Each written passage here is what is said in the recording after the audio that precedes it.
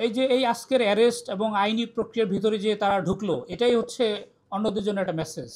It has some communicative message.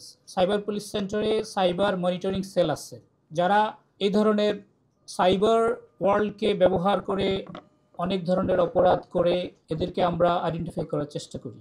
এই অপরাধটা হচ্ছে আমলযোগ্য এবং নন বেইলেবল অপরাধ।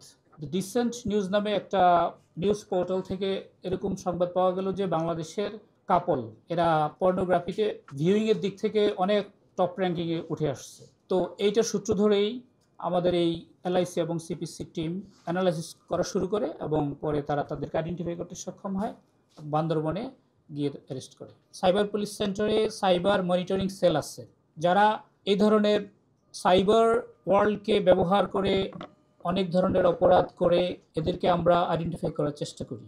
আমরা শুধু মিডিয়ার দিকেই তাকিয়ে থাকি না, আমাদের ইন এনি ওয়ে যদি ইনফরমেশন থাকে, পর্নোগ্রাফি নিয়ন্ত্রণ আইন 2012 এই আইনের সেকশন 8-8-এ মামলা করা হয়েছে এবং এই অপরাধটা হচ্ছে আমলযোগ্য এবং নন বেইলেবল অপরাধ।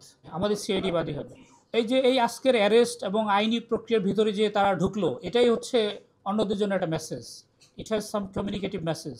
আর যেটা আপনি বললেন যে অন্য যাদেরকে উদ্বুদ্ধ করা হয়েছে তাদের অনেক কিছুটা ইনফরমেশন আমাদের কাছে আছে, তদন্তের স্বার্থে এখন আমরা সেটা ডিসক্লোজ করছি না।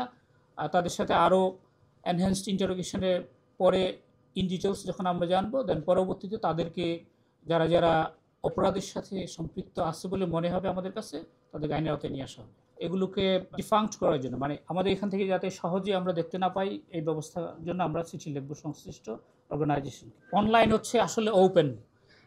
আপনার জন্য যেমন ওই আফ্রিকার একজনের যেমন আমেরিকার, সবার জন্য এটা হলো ওপেন স্পেস। তো এটাতে ইন্টারেক্ট করা কম্পারেটিভলি অনেক ইজি। এটা আমরা অস্বীকার করার উপায় নাই যে আমরা 100% এটাতে কন্ট্রোল আমরা করতে পারবো।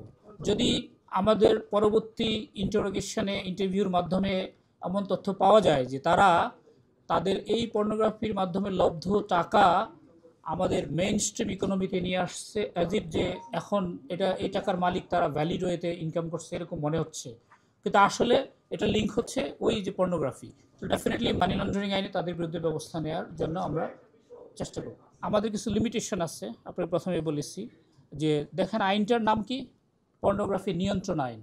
We can simply control it, কিন্তু আমরা পুরোপুরি এটাকে প্রিভেন্ট করতে পারবো, এটাকে এলিমিনেট করতে পারবো না। ওয়ালটন এখন দেশের সীমানা পেরিয়ে পৌঁছে গিয়েছে 50টিরও বেশি দেশে।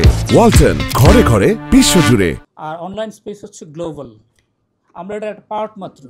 সো আমরা চেষ্টা করব আমাদের দিক থেকে আমাদের সোসাইটির যে ইনটেক্ট ভ্যালিউজ সেটাকে আপহোল্ড করার জন্য সিআইডির উপরে যে পবিত্র দায়িত্ব সেটাই আমরা পালন করার চেষ্টা করতেছি। তাদেরকে জিজ্ঞাসাবাদ করা হচ্ছে, ভবিষ্যতে আরও এনহ্যান্সড জিজ্ঞাসাবাদের ভেতর দিয়ে বেরিয়ে আসবে। আমরা ওই আইডিগুলো আইডেন্টিফাই করছি এবং তাদের লিঙ্ক পরিষ্কারভাবে পাওয়া গেছে। এই জন্যই প্রাথমিকভাবে তাদেরকে আমরা বোঝা যাচ্ছে যে তারা এই অপরাধের সাথে